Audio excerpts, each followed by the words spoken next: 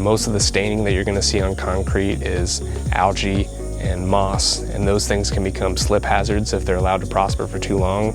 Concrete restoration is one of those things that adds curb appeal, it reduces hazards, is just a night and day difference.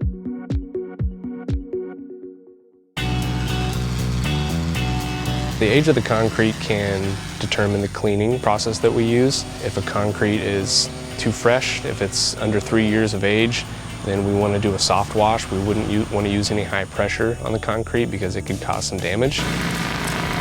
And again, with concrete, pressure is kind of one of our last resorts. It can withstand a lot of high pressure, but if we can clean it without using high pressure, then we will. If you were to use just high pressure to clean the concrete, you're going to make it look better to the naked eye, but you're still going to be leaving little pieces of that algae in the pores of the concrete, and so it's going to come back a lot sooner.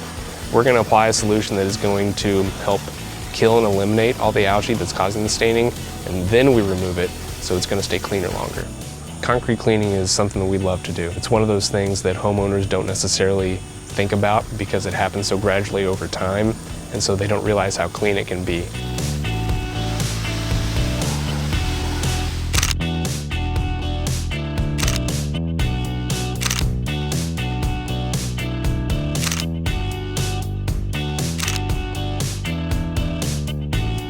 Thanks for watching. This is Josh with Judge Services, and if you'd like to get an estimate for exterior cleaning, just give us a call at 618-525-3406 or register for an estimate at judgeservices.com.